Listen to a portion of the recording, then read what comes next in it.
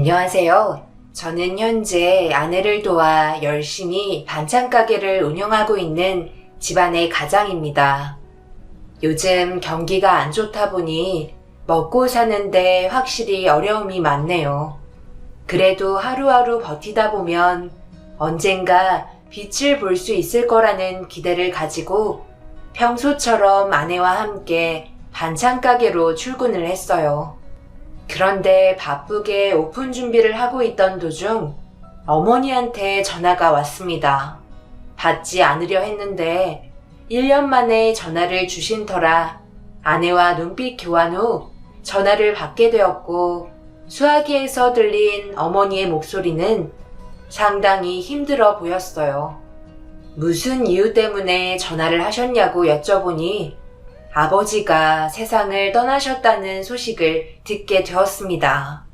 그리고 장례식장에 모두가 함께 모이게 되었고, 그날만큼은 얼굴을 붉히며 싸우게 될지도 모를 상황들을 피하려 했지만 어김없이 장례식장은 난리가 나고 말았습니다.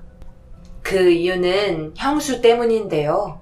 끝도 없는 욕심 때문에 온 가족이 흩어지게 되었는데, 아직도 정신을 못 차렸는지 술 몇 잔 들어갔다고 아버지 영정사진 앞에서 깽판을 부리며 장례식장을 뒤엎어 버렸습니다. 형은 언제나 형수 편이었지만 그날만큼의 형은 맨정신이었는지 형수의 머리채를 잡고 밖으로 끌고 나갔어요. 저희 가족이 왜 이렇게까지 초토화가 되었는지 여러분들께 제 사연을 들려드리고 앞으로 저희 가족의 미래를 어떤 식으로 정리하면 좋을지 의견을 나누고 싶어 신청을 하게 되었습니다. 저는 아내와도 정말 어렵게 결혼을 했었는데요. 허락을 받기까지 꽤 오랜 시간이 걸렸었어요. 그 이유는 집안의 격차가 너무 심해서 손해보는 것 같다며 몇 번이고 거절을 하셨습니다. 하지만 저는 아내와 오랜 기간 만나왔었고, 그걸 알면서도 처음부터 반대를 하시지 않았기 때문에 자연스럽게 결혼도 이어나갈 수 있을 거라 생각했었어요. 하지만 막상 결혼 얘기가 나오면서부터 상당히 예민해지셨죠. 그래도 제 마음 변하지 않았고, 아내도 당당히 결혼하고 싶다는 표현을 지속적으로 보여줘서 그런지 결국엔 허락을 받게 되었죠. 하지만 조건이 하나 있었습니다. 앞으로 무슨 일이 있어도 절대 금전적으로 지원을 해주지 않겠다며 저희가 알아서 살아가라고 선포를 하셨어요. 그건 당연했기 때문에 흔쾌히 받아들였고, 아내와 앞으로 열심히 살아가며 많은 것들을 이루겠다는 목표를 가지고 앞만 보며 달렸습니다. 형은 대기업에서 일을 하고 있었고, 형수는 이태원에서 레스토랑을 운영하고 있었습니다. 그와 반대로 저는 일반 회사원이었고, 아내도 사무직에서 간단한 업무를 보며 월급 받고 있는 신세였죠. 그런데 어느 날 부모님의 초대로 온 가족이 한자리에 모이게 되었고, 형수가 준비한 음식으로 서로 웃으면서 분위기를 즐기던 도중 갑자기 형과 형수는 부모님께 진지한 대화를 요구했고, 불현듯 바뀐 분위기에 형수의 말에 귀를 기울였습니다. 아버님, 어머님, 이번에 저희가 진지하게 다른 사업을 생각하고 있는데요. 지금 운영하고 있는 이태원의 레스토랑이 워낙 평수도 작고 위치적으로도 별로 좋지 않아서 좀 더 넓은 매장을 알아보려고 조사를 하던 도중 마침 유동인구도 많고 위치도 딱 괜찮은 곳이 한 군데가 있어서 너무 욕심이 나길래 일단 비어있는 상가 매장을 저희 부모님의 도움을 약간 받아 계약금을 걸어놓긴 했거든요. 그런데 여기가 위치가 너무 좋아서 가격이 높다 보니 대출받는 것도 부담스럽고 레스토랑을 차리게 되면 모든 걸 다시 새롭게 맞추고 싶은데 아버님께서 자금의 여유가 많으시잖아요. 이번에는 이 사람도 다니던 회사 그만두고 저와 함께 운영하기로 결정을 했거든요. 그래서 도움 좀 받을 수 있을까 해서요. 그래요, 엄마. 저희 좀 도와주세요. 저희가 이렇게 부탁드린 적도 없었잖아요. 다른 사람이 가로채 갈까봐 급하게 계약부터 했는데요. 가보시면 알겠지만 위치가 상당히 좋다니까요. 빌려주시면 저희가 천천히 갚아 나갈게요. 우리 첫째가 그쪽 분야는 전문이니까 나도 믿고 투자해 줄 수 있지. 당신도 저와 같은 생각이죠? 얼마가 됐든 지원해 줄 테니 한번 열심히 해봐라. 그네 능력은 우리도 벌써 잘 알고 있는데 아무 걱정 없지.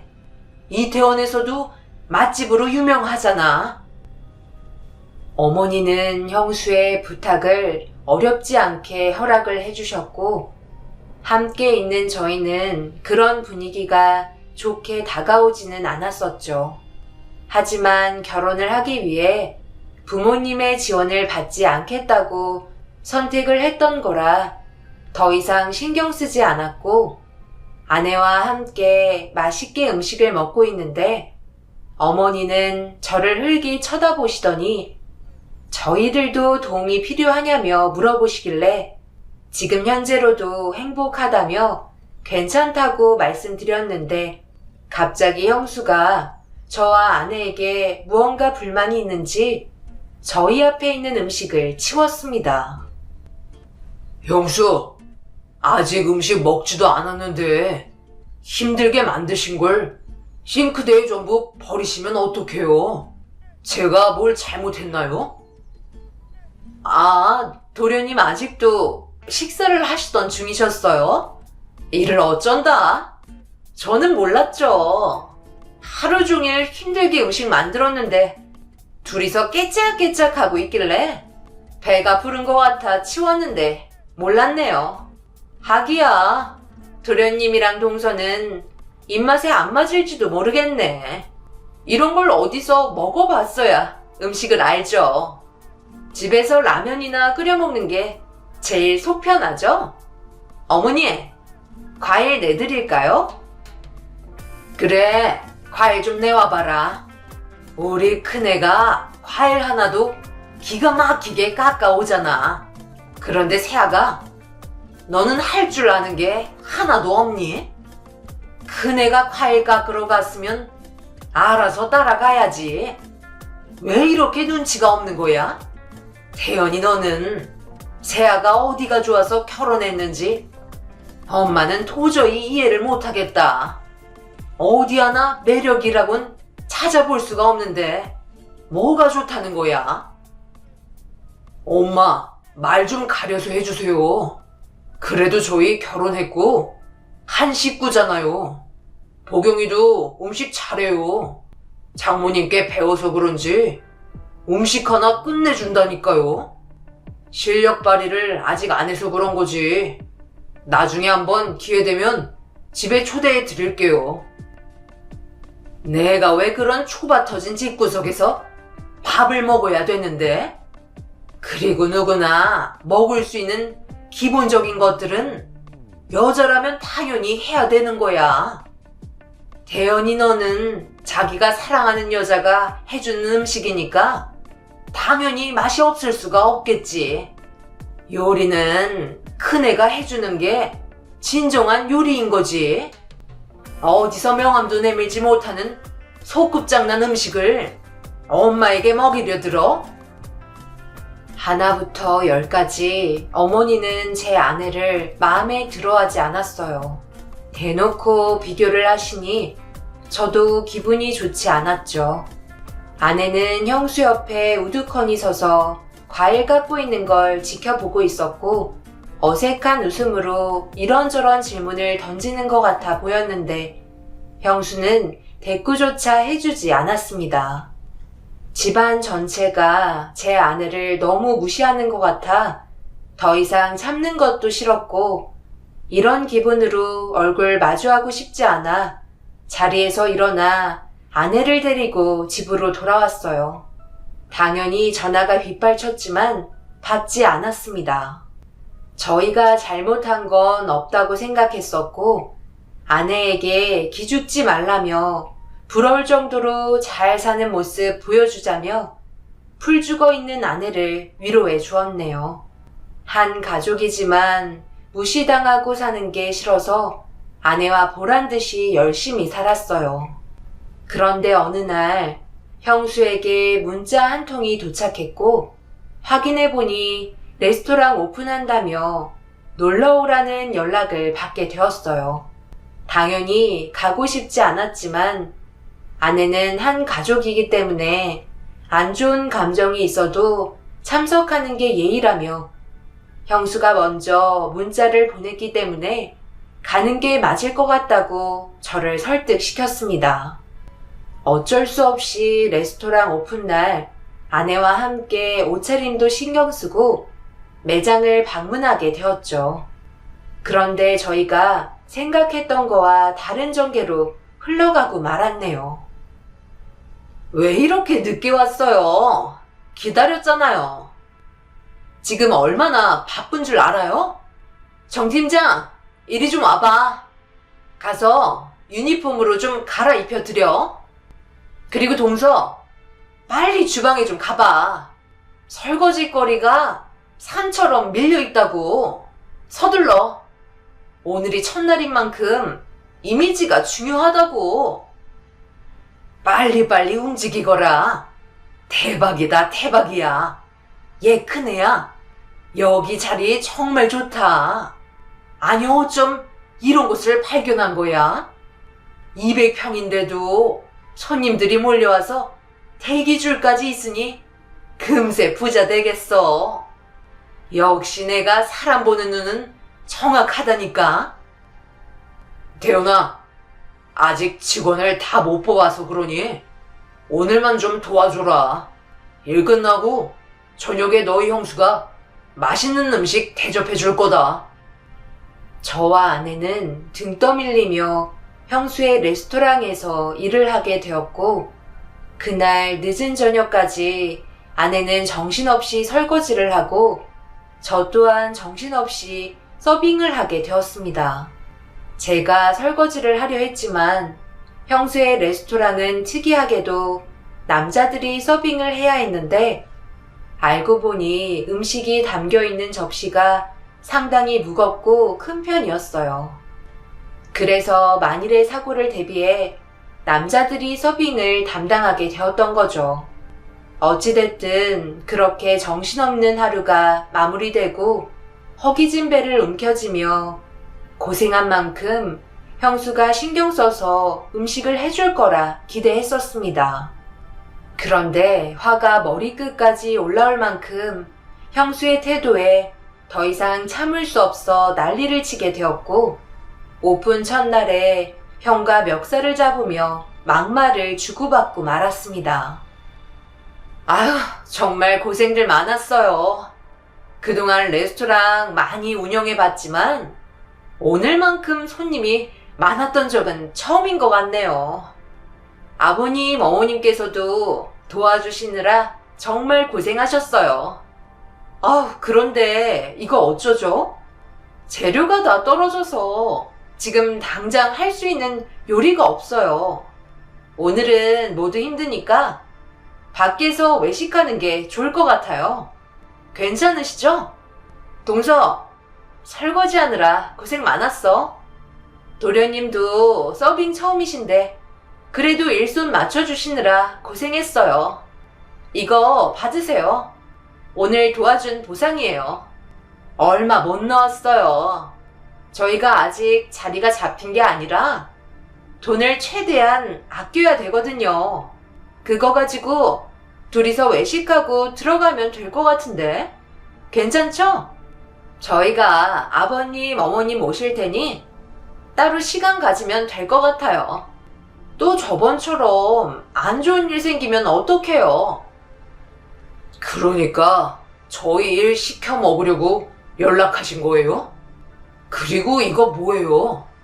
제가 형수 레스토랑 와서 서빙하고 보경이는 죽어라 설거지 도와준 것도 어이가 없는데 둘이 합쳐서 10만 원 받자고 여기 온 줄 알아요? 지금 저 시험하려는 건가요? 예, 그 정도면 감사하게 받아야지. 그럼 그냥 와서 무상으로 음식 받아 먹으려 한 거야? 재료가 없어서 어쩔 수 없다잖아. 가족끼리 도와줄 수도 있는 거지. 뭘 그거 가지고 또 싸우려 들어? 그렇게 속이 좁으니까 지금처럼 살고 있는 거야. 기분 좋게 다음에 시간 날 때 또 도와주겠다고 웃으면서 얘기해주면 떡 하나 더 얻어먹을 수 있는 걸 왜 이리 생각이 없는지 모르겠네. 서로 고생했으면 좋게 마무리할 줄도 알아야지. 너희들 꼴도 보기 싫으니까 당장 내 눈앞에서 사라져라. 그네야 얼른 정리하고 저녁이나 먹으러 가자. 쟤들은 왜 불러서 기분 좋게 마감했는데 얼굴을 붉혀야 하는 거야? 2번 다시 얼씬도 거리지 마라. 그래요. 2번 다시 찾아오지 않을 테니 연락하지도 마세요. 저는 여기 오고 싶어서 온 줄 알아요? 차라리 인연 끊는 게 좋겠네요. 제가 소리를 지르며 부모님께 대들기 시작하자 형은 어른한테 버릇없이 행동한다며 멱살을 잡아 패대기 쳤고 2번 다시 연락하지 않겠다고 확실하게 얘기한 뒤 레스토랑을 나왔습니다. 그날 속이 뒤집어질 만큼 화가 치밀어서 포장마차에 들어가 못하는 술까지 마시며 분노를 삭혔고 아내도 기분이 좋지 않았는지 함께 술잔을 채웠습니다. 그렇게 어느 정도 술이 들어가니 서러워서 눈물이 흐르기 시작했어요. 어렸을 적부터 항상 형과 비교 대상이었고 저에겐 기대조차 하지 않았으니까요. 그렇게 자라왔으니 자존감까지 낮아져 무엇 하나 하려 해도 눈치가 보여 제대로 된 결과를 안겨드리지 못했죠. 항상 돌아오는 말은 네가 그럴 줄 알았다. 기대한 내가 잘못이지. 투자한 돈이 아깝다 등등 자존심을 깎아내리는 그런 말들을 들으며 힘겹게 살아왔었는데 아내와 결혼한 뒤로 부모님의 막말은 더 심해졌고 능력 좋은 형수와 형을 계속해서 비교를 하며 올라갈 수 있는 기회조차 주지 않았습니다. 그래서 결심하게 되었죠. 보란 듯이 성공하는 모습을 보여주고 코를 납작하게 만들어주고 싶었습니다. 그렇게 부모님과 형과의 연락을 전부 차단한 뒤 저희만의 인생을 만들어 나가며 더 나은 삶을 살기 위해 여러 가지 사업 아이템을 알아보고 있는데 할 수 있는 게 딱히 없어서 고민을 하던 도중 아내와 함께 저녁을 먹으면서 대화를 하다가 무릎을 탁 치게 되었고 요리 실력만큼은 끝내주는 아내의 음식 솜씨로 사업을 하면 좋을 것 같아 제가 생각하고 있는 것들을 대화로 이끌어 나갔고 아내의 의견을 물어보게 되었습니다. 내가 봤을 때 당신 음식 솜씨는 누구라도 인정해줄 만큼 실력이 좋은데 그걸로 우리 반찬 가게 하나 운영하면 어떨까? 초기 자금도 많이 필요하지 않을 것 같고 반찬만 진열할 수 있을 정도의 평수만 마련하면 될 것 같은데 당신 생각은 어때? 글쎄, 나는 자신 없는데 내가 음식을 형님처럼 전문적으로 배운 것도 아니고 그냥 엄마한테 반찬 몇 가지 배운 게 전부라 괜히 시도했다가 망하면 어떡해. 어디에서나 흔하게 먹을 수 있을 정도의 반찬들 뿐인걸. 그냥 다른 거 생각하면 안 될까? 장모님께 도움을 청해보자. 예전에 식당 하셨다며. 나 믿고 반찬 가게 한번 해보자. 분명 좋은 결과가 따라올 거야. 당황하는 아내와 다르게 저는 한 줄기의 빛을 찾은 것처럼 흥분한 상태였죠. 무조건 좋은 결과가 따라올 거라는 확신에 며칠 동안 쫓아다니며 설득을 시켰고, 두 손을 들게 된 아내는 하던 일을 그만두고 반찬 가게를 차리게 되었습니다. 저희는 금전적으로 도움을 받지 않고 가지고 있는 자금으로 시작을 하는 게 좋을 것 같다고 판단했기 때문에 여유 있는 공간의 매장에서 운영하는 건 힘들었어요.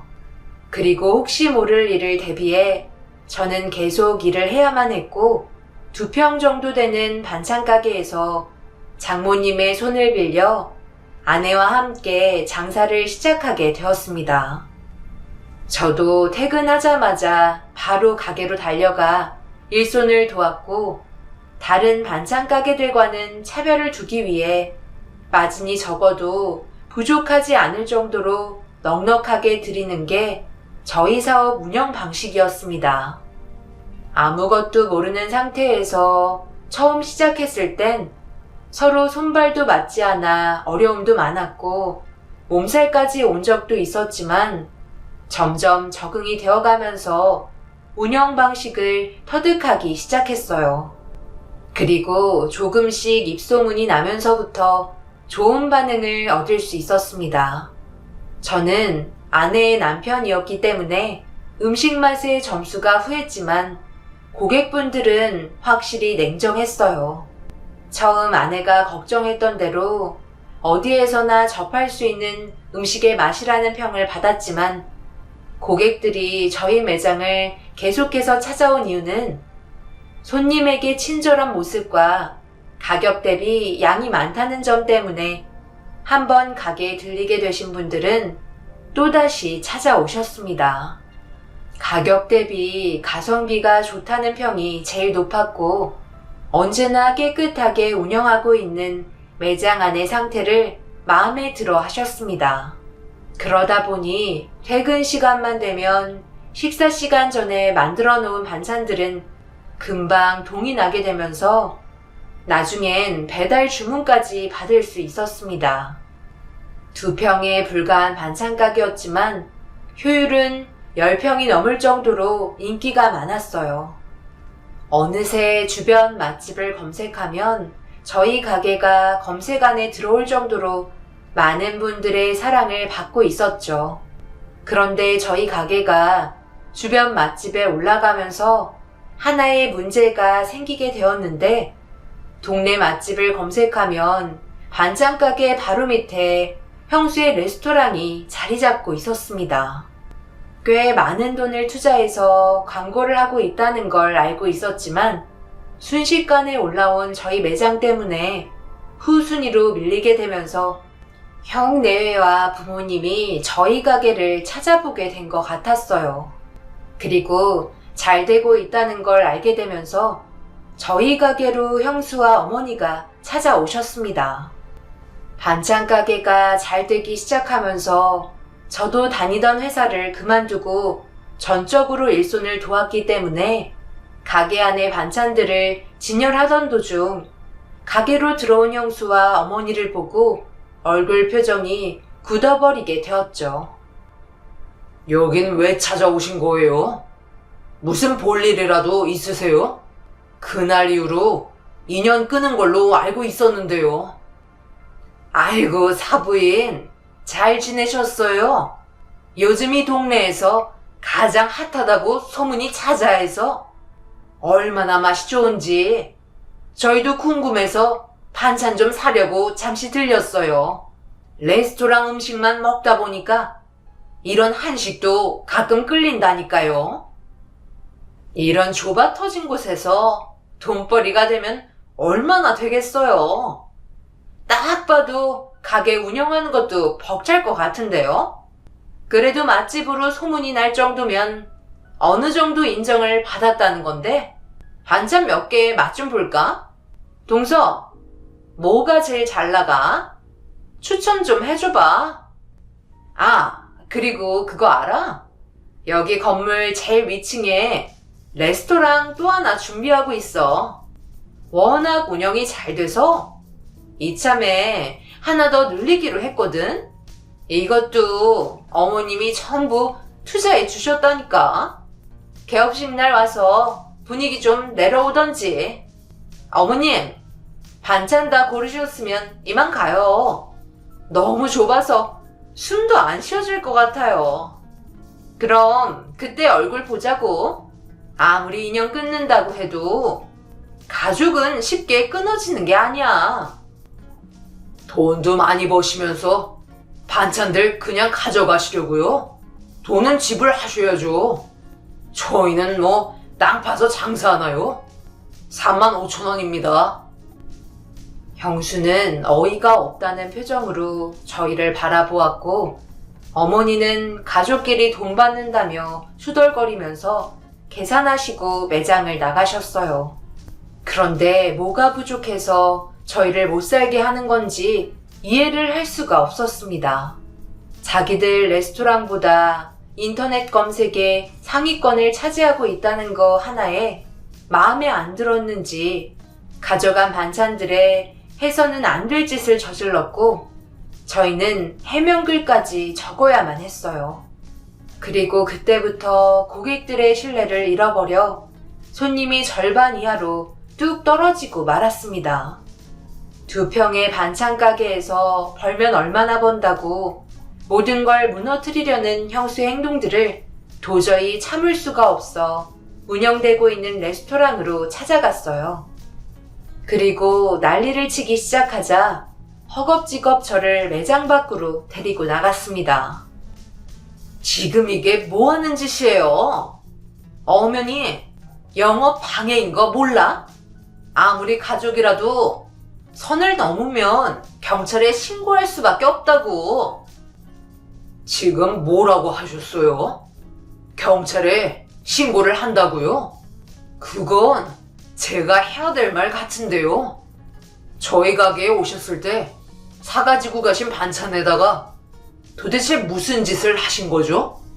벌레가 나왔다고 사진 찍으셔서 인터넷에 올리셨잖아요. 왜 그러신 거예요? 그러니까 제가 일부러 반찬에다가 벌레를 넣었다고 의심하는 거예요? 할 짓 없이 그런 걸 제가 왜 조작하겠어요? 가족끼리 저녁 먹으려고 개봉했는데 덜어 먹으려고 젓가락질 몇 번 하던 도중 갑자기 튀어나온 거라니까요. 저는 얼마나 놀랐는지 알아요? 위생 관련해서 신고 안 한 것만도 다행이라고 생각하세요. 그러다 정말 한순간에 무너져요. 저희가 얼마나 깨끗하게 운영하고 있었는데 벌레가 나온다는 게 말이 돼요? 날파리 한 마리조차 들어갈 수 없을 정도로 위생을 제일 많이 신경 쓰고 있다고요. 벌레 나왔다는 반찬 돌려주세요. 그리고 조사해봐서 만약 거짓이면 그땐 저희가 소송 걸 테니 준비하시는 게 좋겠네요. 왜 죄 없는 저희가 형수 때문에 해명글까지 적어가면서 잘못도 없는데 사과까지 드려야 하는 거죠? 나는 진실을 말했을 뿐이에요. 그리고 그걸 제가 왜 가지고 있겠어요? 당연히 그날 산 반찬들 전부 쓰레기통에 탈탈 털어버렸죠. 딱 봐도 맛도 없어 보이던데요. 하긴 그 가격대에 음식 재료가 싱싱하면 얼마나 싱싱하겠어요. 어디서 B급 가지고 와서 양념 버무렸겠죠. 저 지금 많이 바쁘거든요. 할 말 있으면 이런 식으로 찾아오지 마시고 미리 예약을 해주세요. 형수가 레스토랑으로 들어간 순간 손이 부들부들 떨릴 정도로 화가 치밀어 올랐어요. 그런데 어머니가 화장실에서 나오시다가 저와 마주쳤고 순식간에 안색이 변하시더니 레스토랑에 왜 왔냐며 화를 내셨습니다. 저도 더 이상 참기 힘들어 어머니한테 소리를 질러버렸고 절대로 가만두지 않겠다며 무슨 수를 써서라도 운영하고 있는 레스토랑 무너뜨릴 거라고 큰 소리 친 뒤 다시 반찬 가게로 돌아왔어요. 그런데 제가 한 말이 기분이 나쁘셨는지 충격적인 행동을 저지르셨습니다. 너희가 뭔데 잘 나가는 큰 애 앞길을 막으려 드는 거야? 조용히 찌그러져 있으면 되지. 감히 레스토랑에까지 찾아와서 행패를 부려? 가진 게 없으면 그냥 쥐죽은 듯이 살아. 한 번만 더 우리 매장에 얼쩡거리기만 해봐. 그땐 이걸로 끝나지 않을 거야. 지금 뭐 하시는 거예요? 어머니가 자식한테 이게 할 짓이에요? 어떻게 저한테는 단 한 번도 손을 내밀어 주지 않으시고 기껏 열심히 살아보려는 아들의 가게에 찾아와 화리를 투척할 수가 있으세요? 한 마리 한 마리 모으실 때마다 저희 가게에 뿌릴 생각에 기분이 좋으셨어요? 이렇게까지 해서 어머니께서 얻는 게 도대체 뭔데요? 저를 그동안 자식으로 생각하시긴 했어요? 저희 매장을 처음 오셨을 때부터 이미 계획하고 오신 거였죠? 반찬에다가 벌레 넣을 생각을 가지고 들어오셨다는 게 너무 소름 돋네요. 막내 아들이 먹고 살겠다고 2평밖에 안 되는 반찬 가게에서 손님들께 허리 굽혀가며 힘들게 살아가고 있는데 어머니라는 사람은 자식에게 평생 안고 살아갈 상처를 안겨줬으니 기분 좋으시겠어요? 그래, 내가 계획했다. 너희가 상위권에 있는 걸 확인하고부터 스트레스 받아 하길래 방법을 일러줬는데 뭐가 잘못됐니? 너희들은 투자 금액도 적어서 손해도 적잖아. 우리는 얼마나 많은 비용을 광고로 지불하는지 알아? 그런데 너희가 우리보다 상위에 있으면 그 기분이 어떻겠니? 광고도 일절 하지 않는 것들이 우리를 받고 올라갔는데 화가 안 나겠어? 그래서 이런 일을 꾸미신 거예요? 정말 대단하시네요. 그래요. 누가 이 바닥에서 살아남는지 한번 보자고요. 저도 더 이상은 물러나지 않을 거고 나중에 제 앞에 무릎을 꿇어도 절대 용서하지 않을 테니 그런 줄 아세요. 그동안 쌓였던 어머니와의 관계에 불만들을 그날 전부 쏟아낸 것 같았어요. 어머니도 저를 더 이상 아들로 생각하지 않겠다며 한바탕 난리를 치시고 돌아가셨습니다. 아내와 장모님은 순식간에 벌어진 돌발 상황 때문에 많이 당황스러워했지만 어머니의 행동에 많이 실망을 하게 되었죠. 남보다 더 못한 존재였어요. 자식이 운영하는 반찬 가게에 와서 수십 마리의 파리들을 제 얼굴에 투척했으니까요. 이렇게까지 나올 거라곤 생각하지 못했었는데 지렁이도 밟으면 꿈틀거린다고 참을 만큼 참았던지라 더 이상 물러날 수 없었어요. 그렇게 반찬 가게에 돌아다니던 파리들을 전부 잡은 뒤 아내와 대화를 이어나갔고 걱정하는 눈빛으로 저를 바라봤지만 이미 인연을 끊어버렸기 때문에 제 결정은 돌이킬 수 없었어요. 그렇게 저는 오로지 복수를 위해 모든 걸 준비하기 시작했고 형수의 저희 건물 맨 꼭대기 층에 새롭게 오픈한 레스토랑 개업식 날 제가 준비한 축전을 보냈고 많은 손님들이 식사를 하다 말고 전부 밖을 바라보며 웅성거리기 시작했어요. 저는 홍보 트럭을 이용해 어머니가 반찬 가게에 왔을 때 파리를 투척하는 모습과 반찬에 벌레를 넣었다는 영상을 공개했고 그걸 보게 된 레스토랑을 방문하신 손님들은 전부 돌아가셨습니다. 제가 준비한 축전은 쉬지 않고 반복적으로 재생이 되자 온 가족이 홍보 트럭 앞으로 모였어요. 하지만 본인들이 할 수 있는 건 아무것도 없었죠. 차에 앉아있는 기사에게 소리를 지르며 당장 영상을 끄라고 했지만 소용없었습니다. 저는 여기서 끝내지 않고 기존에 운영하던 200평대의 레스토랑 앞에도 홍보 트럭을 추가적으로 배치해 양쪽에서 영상을 계속 틀어놓게 만들었어요. 결국 순식간에 형수의 레스토랑은 초토화가 되었고 어머니의 잘못된 행동들에 대해 소송을 걸었습니다. 레스토랑이 망하는 건 순식간이었어요. 본인들이 선택한 일이기 때문에 모두 받아들여야만 했죠. 결국 소문은 더 큰 소문을 낳게 된다고 안 좋은 입소문이 퍼지게 되면서 형수의 레스토랑은 문을 닫고 말았습니다. 원금조차 회수하지 못하고 고가의 장비들에 전부 투자를 했기 때문에 적자는 엄청났고 저희와는 그렇게 인연을 끝내게 되었습니다. 한 지역에 같이 살아갈 수 없기 때문에 다른 지역에서 새롭게 시작을 했어요. 그리고 지금까지 많은 분들의 사랑을 받으며 반찬가게를 운영하고 있습니다. 그러던 도중 아버지께서 세상을 떠나셨다는 소식을 접하게 되었고 아내와 함께 장례식장을 찾아가게 된 거였죠. 어머니와 형의 몰골은 처참했고 형수 또한 말할 것도 없었어요. 알고 보니 최근에 다른 지역에서 가지고 있던 전 재산을 다 털어 레스토랑을 다시 차렸는데 경기가 안 좋은 만큼 손님도 뜸해졌고 결국 빚만 떠안게 되어버린 상태가 되어버렸죠. 그런데 본인들이 잘못한 건 생각하지 않고 저희에게 잘못을 돌리기 시작했어요.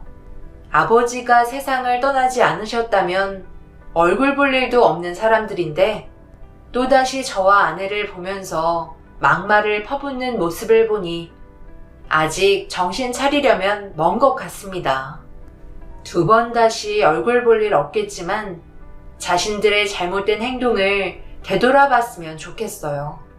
그리고 평생 땅을 치며 후회하길 바랄 뿐입니다. 제 사연 들어주신 분들 중에 저희처럼 식당을 운영하시는 분들이 계실 텐데요. 경기가 어려운 이때에 많이 힘드시더라도 포기하지 마시고 기운 내시기 바랍니다. 분명 좋은 날이 다시 찾아올 거라 생각해요. 그때까지 언제나 뒤에서 응원하겠습니다. 감사합니다.